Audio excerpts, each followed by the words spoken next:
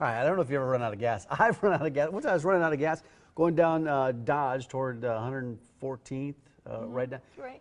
Ran out of gas going down the hill, was able to turn the corner, coast into the gas station and fill up. Could have been a lot worse. No kidding. Well, they're it's never a good time for it to happen, right? All cars have gas gauges, but some are sophisticated enough. They indicate how many miles you have left in the tank. One viewer wonders if that's even worth trusting. And back with us today, the owner of Certified Transmission, Peter Fink. Good nice to see you, Peter. Hey, happy Have you run out of gas in a while? You know, I haven't run out for a long time, but I did have a Ford Excursion driving across to Nebraska out by Sydney. The gas gauge said up on top that I had about 30 miles left to go, and it ran out of gas. Okay, so. All right, well, we'll get to that question here in a minute. Here's the first question. We're going to start with Patrick. I have a 2005 Honda Pilot. My temperature gauge doesn't work all the time. Last week when it was in the 60s, it stayed in the 30s for a couple of days. How complicated is this device? Is it even worth it? And I think they're talking about just the thermometer that measures the outside temperature, not the engine gauge. Yeah, that's what I'm taking it to, because obviously the engine doesn't run at 60 degrees or 30 degrees, okay? So with that, that is, in that particular car, the sensor's underneath the front bumper. Since it's underneath the front bumper, tucked up on behind there, I suspect it's gotten some road salt and debris and stuff like this, and corrosion, okay? Possibly what I'd say is unplug the wires, get some good contact cleaner, put it back together and see if it works, okay? If it isn't that, possibly one of the wires could be bad. Inspect the wires when you're there to make sure there isn't one damaged, or it could be the sensor going bad, okay?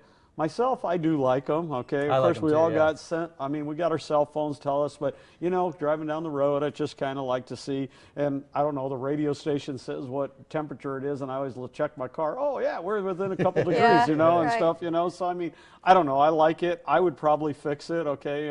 I don't think we're talking a lot of money, okay? But again, it's not probably going to be just $10 or $20 unless it's a clean the connection. Okay, I mean, it's a $500, $600 fix. I'm probably not going to do it. I would agree with you. I probably would live without that thing. So. Our next question comes from Liz, and she says, my 2007 Jeep Grand Cherokee tells me how many miles to empty my tank is. Sometimes it jumps by as much as 20 to 30 miles. How does it work, and can I trust it?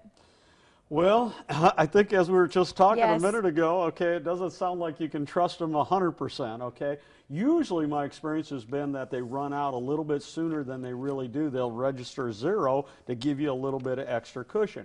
Now, on my own personal vehicle, the fuel sender was bad in the tank, okay, and so it was under warranty, and of course I brought it back to the dealer, and I had to argue a little bit about it, and they go, no, no, no. I said, no, I know something's wrong with it. It ain't reading right, okay, and stuff.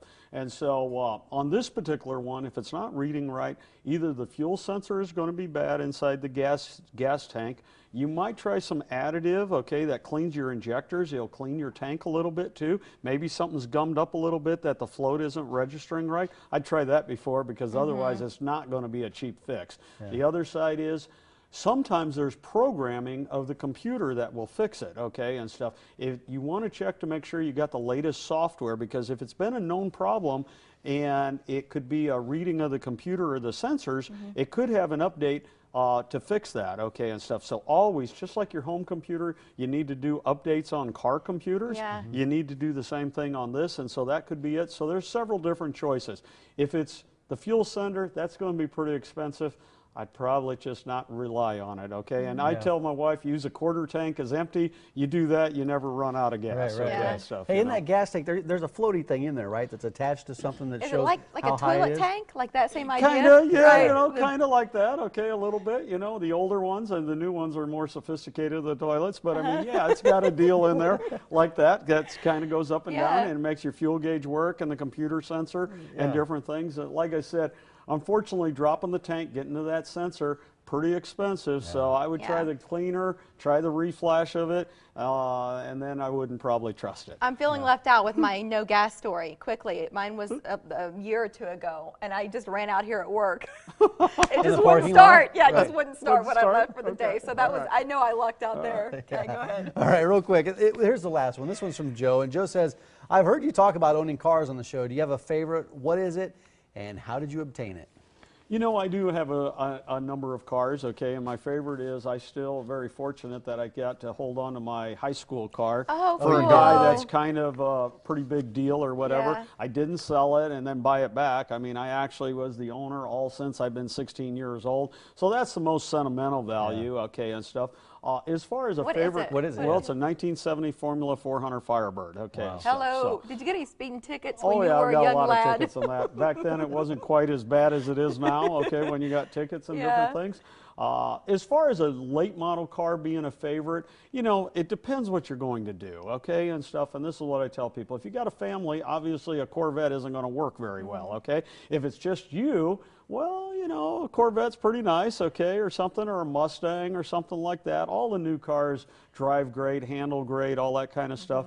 You know, if you got, again, a big family, you need a minivan or an SUV and different things. So I've got a lot of favorites, and like I tell people, what do you want to do? You want to go fast? You want to haul a lot? You want to, you know, I love my Dodge truck diesel. It pulls my big 36-foot trailer. I Yeah. couldn't do that with my Corvette or Right. Mustang, you know, so it's what you want to do. You know, I bought a new car recently, and I think, looking at the American manufacturers, the GMs, the Fords, the Chevys, I think they've really come a long way in the last 5 Stepped years. it up. They've improved a lot, okay, and stuff. And I mean, they're very good, dependable cars and stuff. If you take care of them and change the fluids in them, they'll run. You'll get bored with them before they really start Yeah. causing lots of That's problems. a great way to put it. Yep. If you have any transmission trouble, of course, Peter comes by to answer questions, which is great. But in the event that your car is acting up and just answering a question on TV isn't going to cut it, you need help, you can make your appointments online at certifiedtransmission.com. They're also active on Facebook, so I encourage you to search out Certified Transmission on social media there. Peter, it's great to have you here. Thank you. Yeah, All good right, St. Patty's always Day. fun. All right. And if you want to be like Patrick, Liz, or Joe, you can send us your car questions. We could use them on air. Email talkback at omahamorningblend.com or click on the Certified Transmission button on our homepage.